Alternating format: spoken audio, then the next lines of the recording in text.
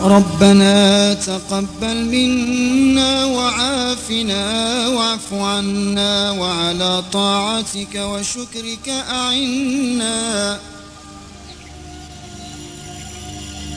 ربنا تقبل منا وعافنا واعف عنا وعلى طاعتك وشكرك أعنا. وعلى غيرك لا تكلنا وعلى الإيمان والإسلام الكامل جمعا توفنا وأنت راض عنا يا رب العالمين. Bonjour. Moi je suis juste accompagnatrice, je ne parlerai pas. Bonjour, je suis Karima Chernet, membre administratif de l'association Le Cœur sur la Mer. Kauter Ben Mohamed, militante bénévole pour un monde plus juste ici ou ailleurs. Africa, maman Africa.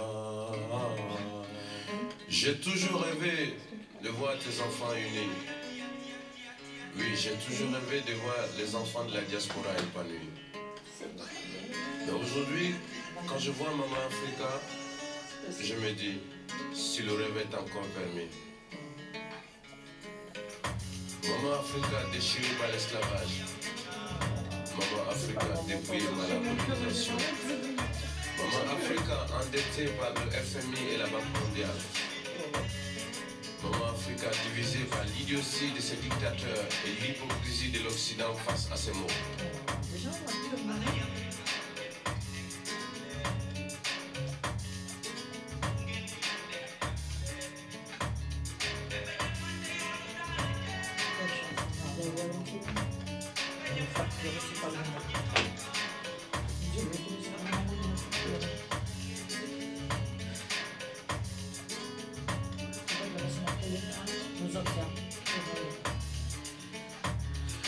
Un mot se profile à l'horizon.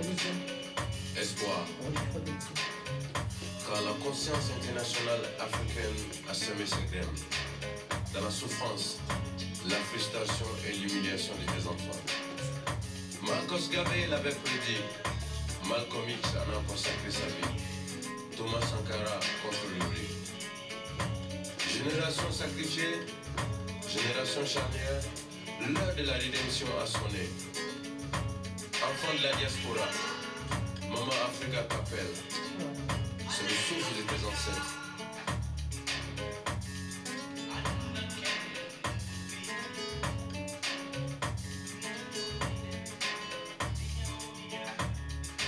Marqués dans les ghettos, ils t'ont servi la culture de l'arrogance et de l'extravagance, la culture de l'apparat et du mentir. Et tu t'éloignes des chemins de l'humilité nécessaire pour acquérir le savoir et la connaissance. Le savoir et la connaissance. Et te voilà dépouillé de la seule arme qui peut te libérer de tes chaînes. Maman Africa.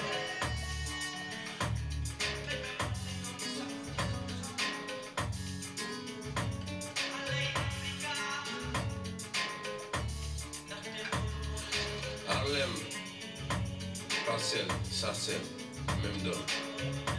Poissard, Quartier Nord, même donne. Trashtown, Trashville, même donne. Jeune du ghetto, réapproprie-toi l'éducation et marche le chemin de ta liberté.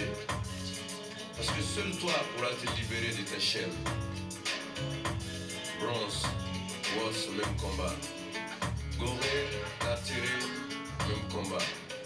Soweto, Bobo Hill, même combat. Yopougon, Dillon, même combat. African Diaspora, même combat. Maman Africa.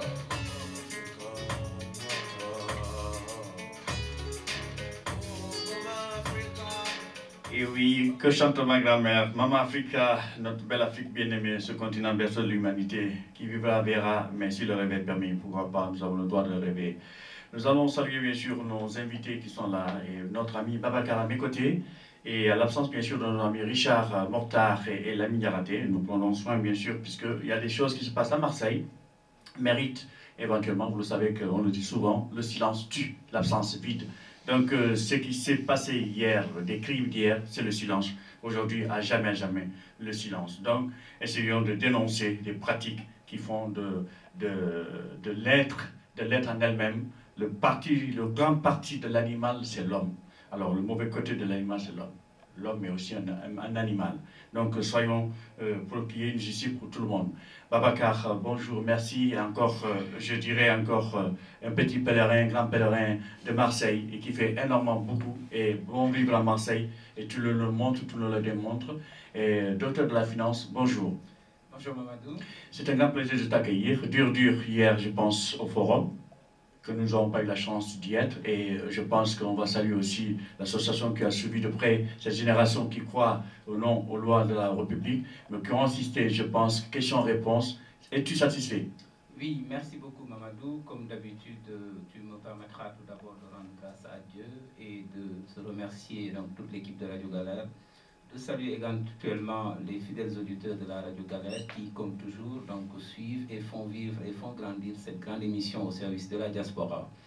Naturellement, donc, je suis aujourd'hui accompagné de membres de l'association Le Cœur sur la Main, comme je t'ai dit tout à l'heure. Donc, je suis en compagnie de mon amie et sœur Kauter Ben Mohamed, qui est une militante très engagée pour un monde plus juste ici et ailleurs. Donc, je pense qu'on aura l'occasion d'y revenir.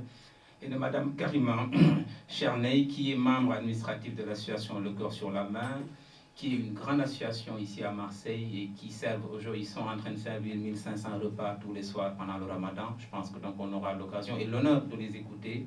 Et pour parler naturellement de la FAP, je voudrais remercier le président Ibadia et l'ensemble en tout cas des membres de la FAP. Donc je pense à tout le bureau exécutif de la FAP, donc toutes ces personnes mobilisées, Ndiaga Diallo, M. Dioum, Mahed Sissé, l'imam Djegen, toutes les personnes qui ont offert comme d'habitude pour hier la 10e édition, donc une belle manifestation au niveau de la salle Magalon, et sur un thème extrêmement important et d'actualité qui était le dialogue interreligieux et le dialogue interculturel. Merci également à mon ami et grand frère Martin Carvalho pour sa participation efficiente, comme d'habitude d'ailleurs, par rapport à cette grande conférence et à, en tout cas, le clergé et toutes les personnes ressources qui se sont déplacées.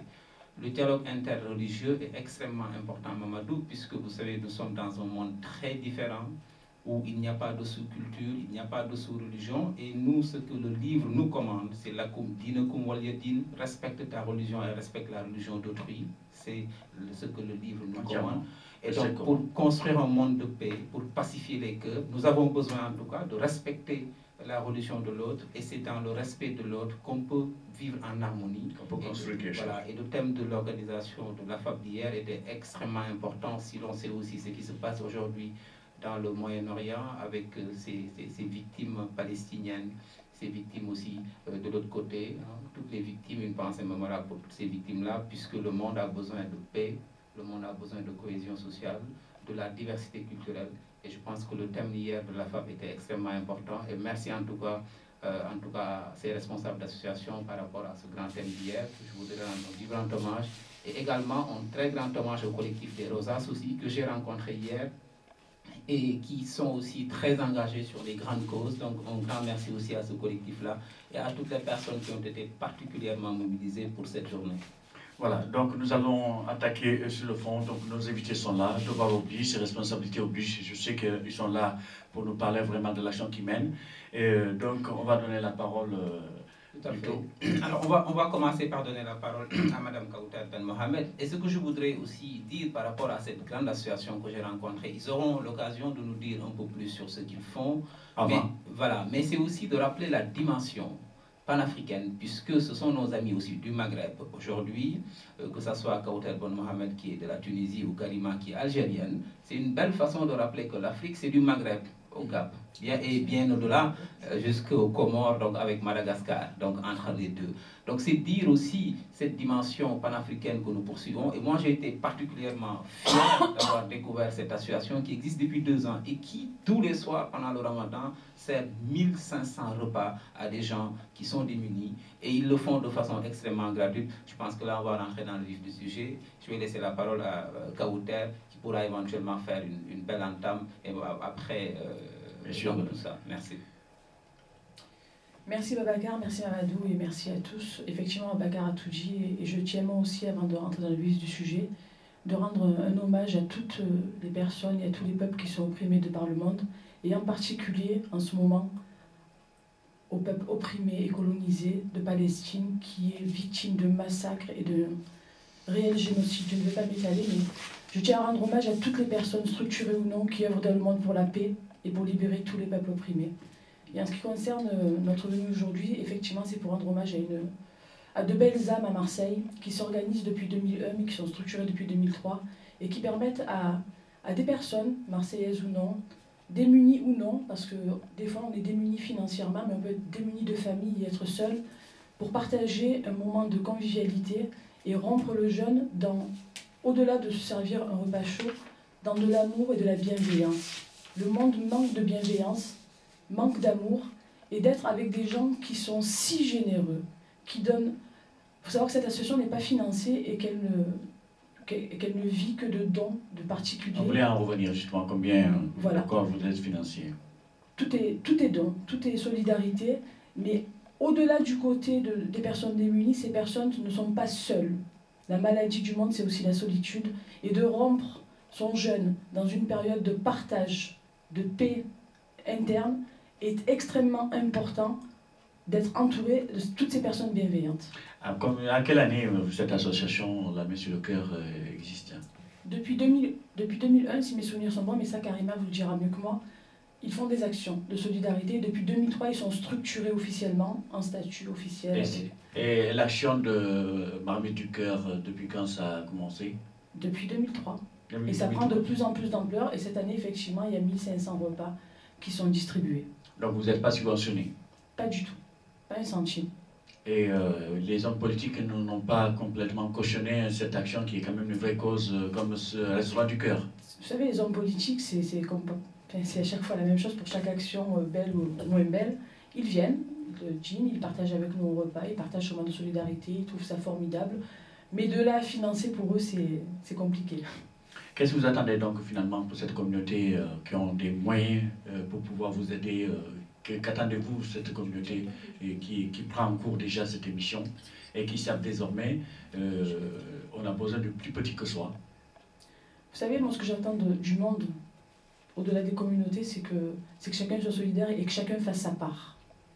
Si chacun fait sa part, le monde irait beaucoup, beaucoup mieux.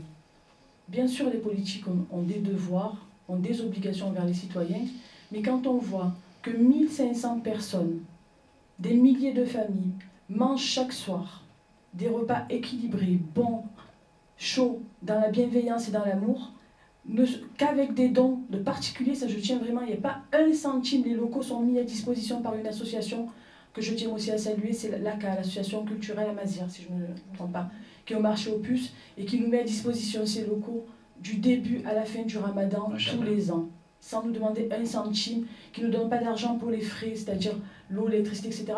Tout fonctionne sur des dons, et je demande à chacun, au-delà de ses origines culturelles, religieuses, croyants, non-croyants, etc., de ses conditions sociales, de s'organiser, de faire sa part pour qu'il y ait un peu moins de misère dans ce monde.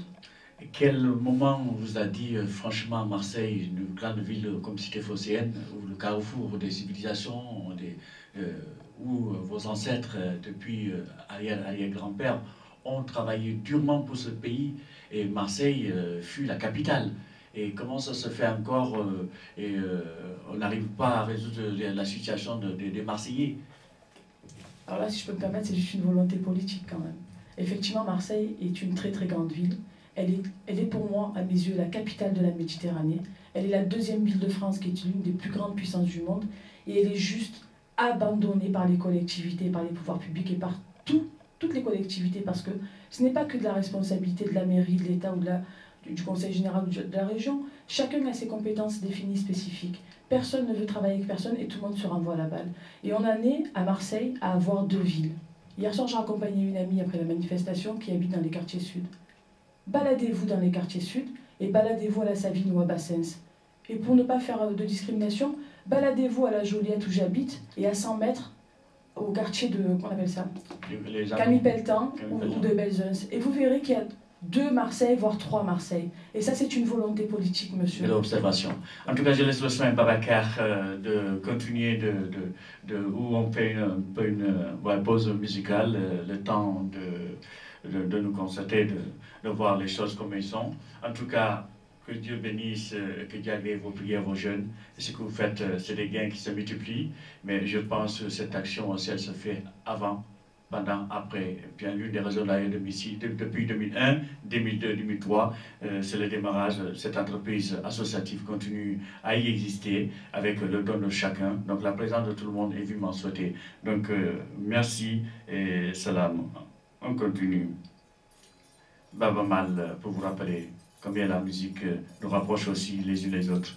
Et je vous dis, la méconnaissance, c'est aussi la religion. Si on savait de ce qu'on doit faire, les choses iront mieux.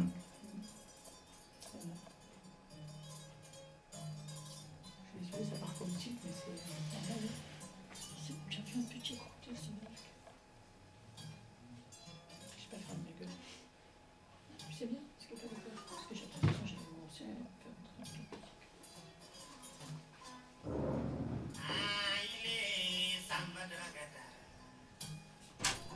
Donc après on enchaîne avec Karima pour laisser les gens souffler un peu. Hein? Voilà.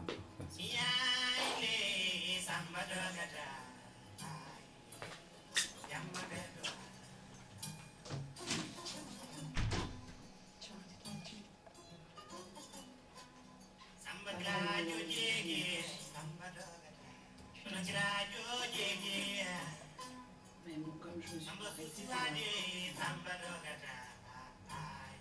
façon, j'ai des obligations.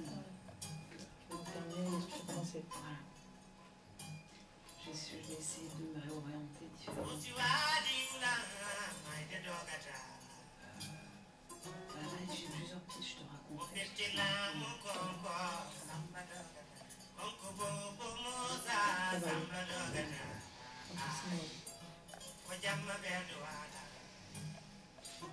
C'est dommage parce que ça te plaît ce que tu fais. Ouais. C'est dommage. Peut-être que tu feras des choses qui t'aiment plus. Ce que je sais faire, le mien, je ne suis pas reconnue pour ça. Et là, peut-être que je suis en train de faire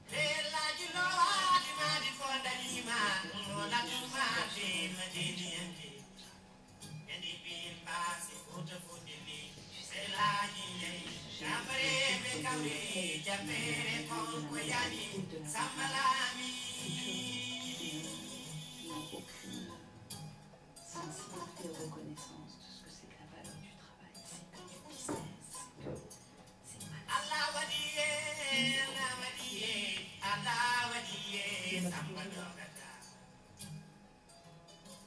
Le bébé femme, c'est toujours les facteurs qui font mettre.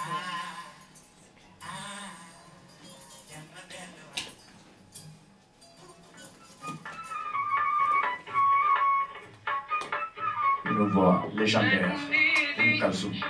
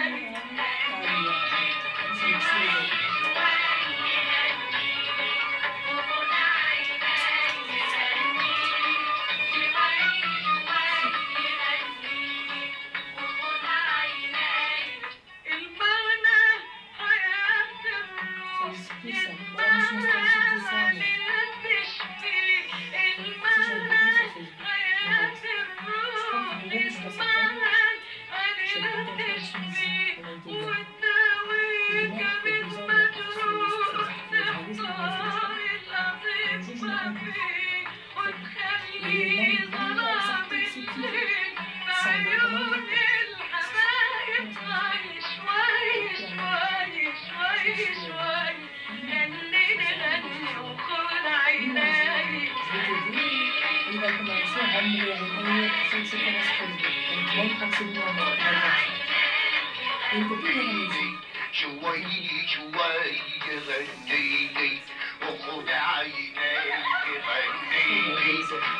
nostalgique de cette époque, c'est trop beau de cette époque. Parce que les gens, ils étaient vieux, sortis de la guerre, s'aimaient, tout était comme ça. Et c'est bien, c'est après le chaos que l'or devient plus des gens. Et voilà, il est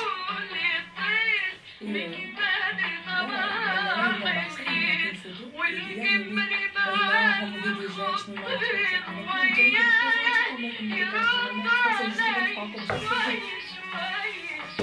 Et oui, une voix légendaire qui disparaît, mais les beaux jours qui passent jamais s'effacent. Les morts ne sont pas morts de cette voix divine, ou Kalsoum. Voilà, en espérant bien sûr nos invités sont satisfaits de cette belle voix qui éventuellement a disparu, l'étoile égyptienne. Oui, Babacar. Oui, merci Mamadou, merci à notre ami Kauter Ben Mohamed qui a fait une très belle présentation, en tout cas une belle entame des actions de cette association. Mais nous allons passer la parole à Madame Karima Cherney, qui est une membre administrative de cette association, qui pourra nous parler un peu de la jeunesse de l'association, éventuellement avec les discussions, peut-être parler des grands projets, puisque je pense que cette association mérite soutien. Bonjour Karima. Bonjour Boubacar. Bonjour. Pour l'instant, je remercie tout le monde, surtout la Radio Galère. Je remercie aussi Kauter. De toute façon, elle a tout dit. Juste que je vais faire juste un petit entre parenthèses. Et je donne un petit historique en fait au niveau de cette association et comment elle a été créée en fait. Et quelle est l'idée, bien sûr. Ça est venu depuis 2001. En fait, en 2001, il était pas concrétisé par notre cher et notre papa, Salah Ben Saoud. Voilà, et déconnu, c'est un père pour nous, pour tout le monde, pour tous les musulmans, si on compte ça depuis 2001. Ça a commencé en fait en 2001, quand elle a eu l'idée, je crois qu'elle était avec une association qui s'appelle Solidaire Algérie, je pense, hein, entre parenthèses, si je dis pas des conneries. En fait, c'était l'inondation d'Alger. Les catastrophes. La catastrophe voilà, naturelle. Et c'est là qu'elle a commencé en fait, à envoyer des conteneurs, d'aider en fait, cette population. Et puis après, en 2003, il a concrétisé, ça veut dire il a déposé carrément les statuts. Et effectivement, comme elle a dit Kauter, bien sûr, avec ses propres moyens, les propres moyens des personnes, des donneurs en fait. Hein, voilà. Et c'est là qu'elle a continué aussi à aider depuis le séisme, encore cette fois-ci, d'Alger. Voilà, le séisme d'Alger qui a frappé Alger. Je ne sais pas si vous étiez au courant de cette... Voilà. Et c'est là, en fait, qu'en revenant, il a envoyé plus de 278 conteneurs quand même de vestimentaires, médicales, tout ce qui suit. Et c'est là qu'il a eu l'idée, il a dit, tiens, je vais créer une association qu'il a surnommée, bien sûr, le Cœur sur la main, en voyant pas que l'Algérie, bien sûr, mais il voit... commençant chez soi. Et voilà. Et là, il a vu déjà la misère qui est entre nos pieds, comme on dit, déjà ici à Marseille, avant d'y aller au-delà. Et puis, c'est de là qu'on a commencé, en fait, à faire des appels, à voir à peu près comment on va mettre les choses au point, comment aider les gens. Et depuis, Ahmed Salah, il ne s'est pas arrêté. Et cette association, maintenant, on rentre dans les détails. C'est une association humanitaire. Surtout, on travaille plus le ramadan. En période de ramadan. Bien sûr, parce qu'en fait, ce que vous voyez, qu'il y a beaucoup de personnes qui n'ont pas de parents, ou ils n'ont pas de femmes, ou ils sont seuls, ou sont opprimés, ou voilà. Isolés. Et isolés. Et c'est là qu'en fait, on a eu l'idée de faire la shorba pour tous. Voilà. Et cela dit qu'on a fait quand même plus que le shorba pour tous, parce que maintenant, on fait carrément des plats complets. Et Babacar et Kauter, ils sont venus, ils ont vu à peu près comment c'est passé, comment ça se passe. Voilà. Et depuis 2003, à nos jours, on sert plus de 1500 plats. Cela dit qu'on donne 600 plats emportés, bien sûr. Et quand on dit 600, si on parle 600, on parle pas, ça veut dire de part. On parle 600 de personnes, parce que chaque part, il ne prend pas une part. Il y a des familles qui prennent 12, 20, 25. Cela dit, si on fait les comptes, combien de parts? Au-delà de 1500, quoi. Voilà. Faut pas compter. Voilà, très bien. Et cette année, on a mis un autre projet. Ce sera la circoncision, justement, des petits.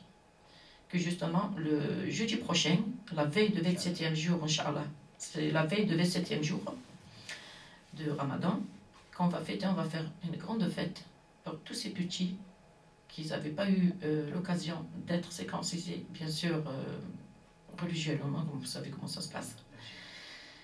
Et là, je parle, franchement, j'ai des émotions. C'est tout à fait. C'est un devoir oblige. Voilà. Je remercie, le remerciement, ça revient à mon amie Zahia. Zahia, je vais donner le nom de famille exactement. On peut s'arrêter même juste son prénom, déjà. Voilà, exactement. Voilà. Malik, je tiens trop à cette femme parce que c'est elle, la première qu'elle a eu comme l'idée d'honorer justement à ses parents, qu'ils étaient cachés quand même. Ils étaient vraiment cachés parce qu'ils n'avaient pas les moyens justement. Ils n'arrivent pas à payer quand même à partir de 400 € jusqu'à je ne sais pas combien. Vous voyez comment ça se passe. Et voilà. Et en même temps, soit c'est les femmes qui sont sans mari ou une famille carrément abandonnée en quelque sorte.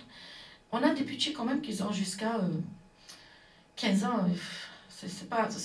Moi, je me dis à la communauté musulmane, c'est pas normal. Voilà. C'est pas normal d'avoir nos enfants qui atteignent quand même l'âge où on n'applique pas quand même, j'ai dit notre religion, fier de le dire, bien sûr. Voilà. Alors, c'est Zahia, avec l'association Le Cœur sur la Main, avec Armi Salah, avec Lila, avec tout le monde en fait, tous les membres de l'association, tous les bénévolats, on se réunit. Et là, alhamdoulilah, on va circonciser plus de 20 personnes, on est à 30 personnes, masha'Allah. Là, on va faire d'abord une fête, on va leur offrir des cadeaux, on va leur mettre la tenue traditionnelle, on va amener le malouf, on va amener... C'est une fête, voilà. Zahia a eu l'idée même de mettre un tapis rouge. Ça veut dire le petit vont marcher sur le tapis rouge avec leur tenue traditionnelle. Et ça, je ne cesse de la remercier.